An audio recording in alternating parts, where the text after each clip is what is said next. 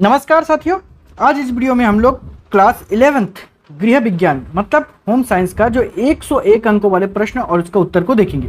ठीक है, इसमें वो सभी प्रश्न जो है जोड़ा गया है जो आप लोगों को एग्जाम में पूछा गया है या फिर एग्जाम में पूछा जाने की संभावना है। ठीक है, यदि हम लोग बात करते हैं भाग 1 जो कि आप लोगों का मानव विकास और पारिवारिक अध्ययन, इससे हम लोग प्रारंभ करते हैं। ठीक है बच्चों, देखिए जैसे कि यदि हम लोग पहला प्रश्न पर बात करते हैं जिसमें पूछा गया है मानव विकास की परिभाषा क्या है। तो मानव विकास की यदि परिभाषा के बारे में बात करते हैं तो जिसमें बताया जा रहा है कि मानव विकास जन्म से मृत्यु तक होने वाले शारीरिक, मानसिक, सामाजिक और भावनात्मक परिवर्तनों की प्रक्रिया है। ठीक है बच्चों, यदि हम लोग इसको थोड़ा सा और डिटेल में, अभी डिटेल में नहीं बता रहा हूँ, ठीक है, इसके बाद नेक्स्ट वीडियो में आप लोगों को डिटेल में चैप्टर वाइज बताऊंगा।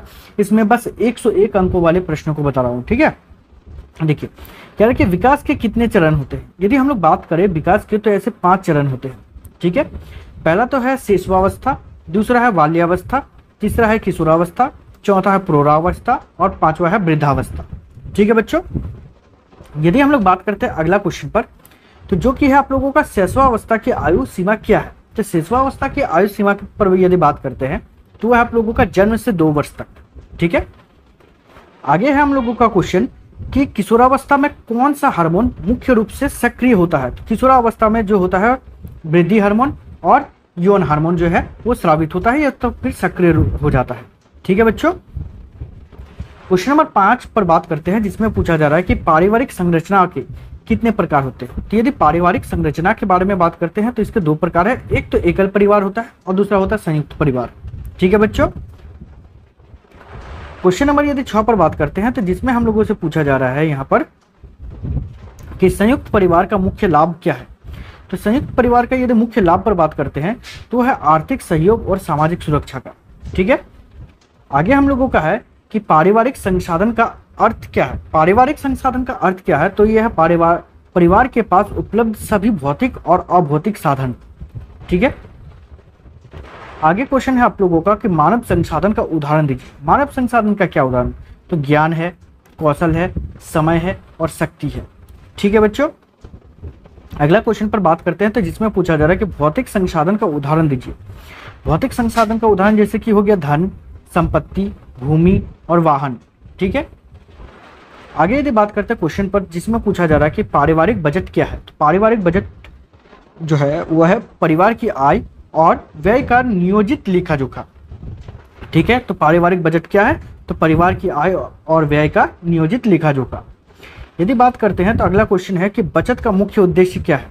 तो बचत का मुख्य उद्देश्य पर बात करते हैं जिसमें बताया जा रहा है कि भविष्य की आवश्यकताओं के लिए धन संचय करना। ठीक है, आगे है कि निर्णय लेने की प्रक्रिया में पहला चरण क्या है, तो वो है समस्या की पहचान करना। ठीक है बच्चों, ये समस्या क्या है उसके बाद फिर जाकर के निर्णय लेना। ठीक है, आगे है कि पारिवारिक मूल्य क्या है।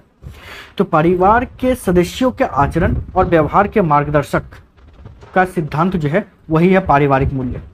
ठीक है बच्चों, अगला क्वेश्चन हमारा है जो कि है सामाजिकरण की परिभाषा दीजिए। सामाजिकरण की परिभाषा पर बात करते हैं जिसमें पूछा जा रहा है कि व्यक्ति द्वारा समाज के नियमों और मूल्यों को सीखने की प्रक्रिया जो है यही है सामाजिकरण की परिभाषा। ठीक है, आगे है क्वेश्चन कि बाल विकास में वंशानुक्रम की भूमिका क्या है। तो वंशानुक्रम का यदि भूमिका पर बात करते हैं तो वह है शारीरिक लक्षण और कुछ मानसिक गुण माता पिता से मिलते हैं। ठीक है, आगे यदि हम लोग बात करते हैं क्वेश्चन पर, तो अगला क्वेश्चन हम लोगों का है कि वातावरण का बाल विकास पर क्या प्रभाव होता है। तो व्यक्तित्व विकास, सीखने की क्षमता और सामाजिक व्यवहार को प्रभावित करता है। कौन, तो वातावरण। ठीक है, इसीलिए बोला जाता है कि जैसे स्थान पर रहोगे वैसा ही सीखोगे। ठीक है, आगे है आप लोगों का क्वेश्चन कि प्राथमिक समूह का उदाहरण दीजिए। तो प्राथमिक समूह का पहला उदाहरण है परिवार। ठीक है, आगे है द्वितीयक समूह का उदाहरण दीजिए, तो वह है स्कूल और कार्यस्थल। ठीक है, मतलब कहाँ कहाँ बच्चा जो है सीखता है। ठीक है, या लोग कहाँ कहाँ से सीखता वो आप लोगों को यहाँ पर बताया जा रहा है। आगे है कि पारिवारिक तनाव का मुख्य कारण क्या है। तो पारिवारिक तनाव का यदि मुख्य कारण बात करते हैं तो वह है आर्थिक समस्याएं और संचार की कमी।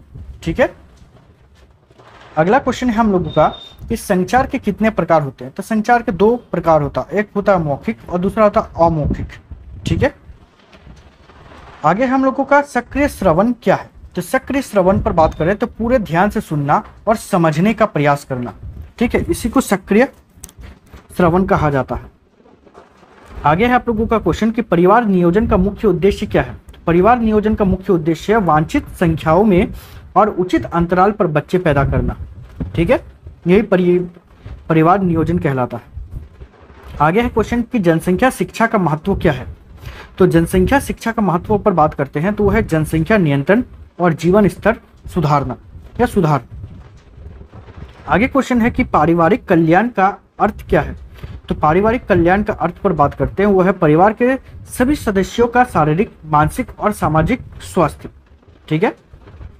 आगे है आप लोगों का क्वेश्चन कि बाल अधिकार का एक उदाहरण दीजिए, तो है शिक्षा का अधिकार, ठीक है बच्चों।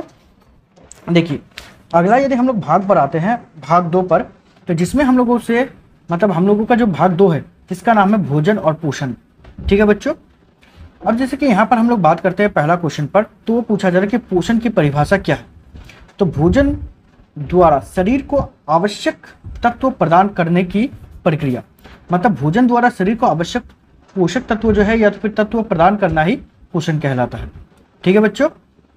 आगे यदि बात करें जो है कि पोषक तत्वों के कितने मुख्य वर्ग होते हैं, तो ऐसे तो बहुत सारे होते हैं, ठीक है, लेकिन उनमें से जो मेन चीज़ है, ठीक है, वो 6 ही है, जो कि कार्बोहाइड्रेट, प्रोटीन, वसा, विटामिन, खनिज और जल, ठीक है। खनिज, लवण, आहारी रेशे, रुक्षांश, ये सब जो है आप लोगों का आएगा, लेकिन मेन जो है आपका 6 है, ठीक है। आगे यदि बात करें कार्बोहाइड्रेट का मुख्य कार्य क्या है, तो कार्बोहाइड्रेट का मेन कार्य जो होता है वो होता है शरीर को ऊर्जा प्रदान करना, ठीक है।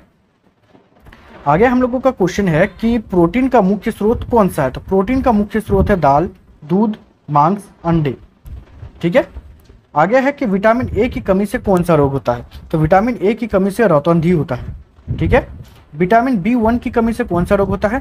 तो ये होता है थायमिन रोग होता है, ठीक है।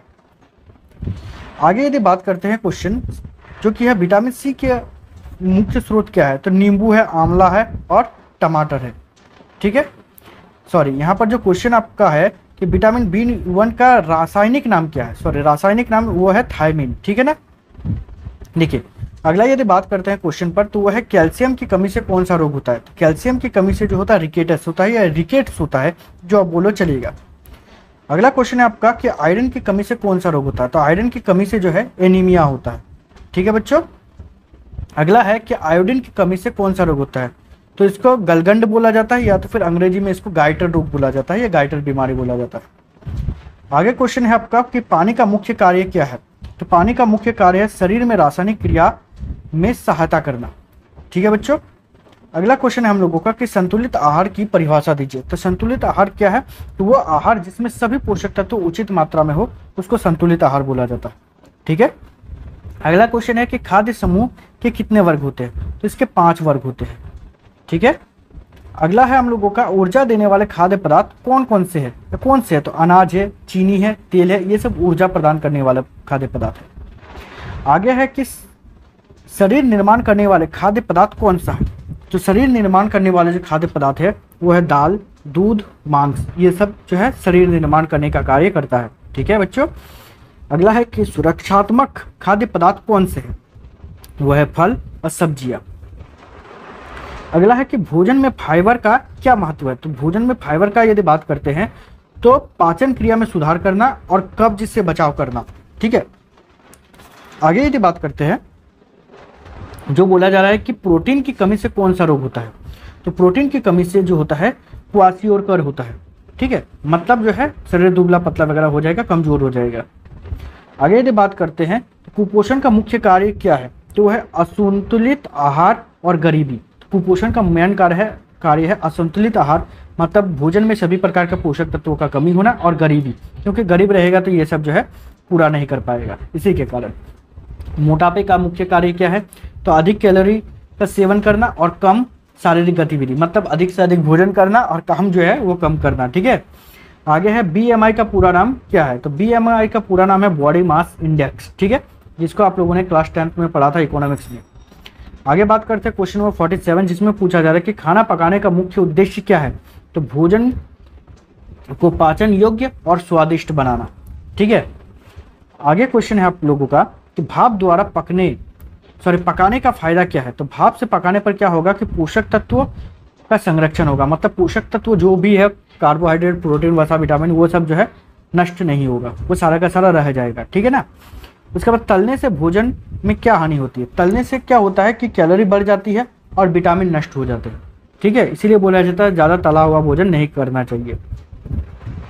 आगे यदि बात करते हैं तो जो कि है फूड पॉइजनिंग का मुख्य कारण क्या है। तो फूड पॉइजनिंग का मुख्य कारण है बैक्टीरिया द्वारा दूषित भोजन, मतलब बैक्टीरिया द्वारा जो भोजन को खराब कर देता है, वो उसका सेवन करने से जो है फूड पॉइजनिंग होता है। ठीक है बच्चों, देखिए और भी अभी क्वेश्चन है, पूरा 100 तक आप लोगों को जो है क्वेश्चन देखने को मिलेगा, लेकिन बाकी जो है मैं इसके बाद वाला वीडियोज में बनाऊंगा। ठीक है, बस इस वीडियो को आप लोग प्यार दीजिएगा, अपने फ्रेंड के साथ शेयर कीजिएगा। ठीक है, मिलते हैं नेक्स्ट वीडियो में, तब तक के लिए बाय, थैंक यू।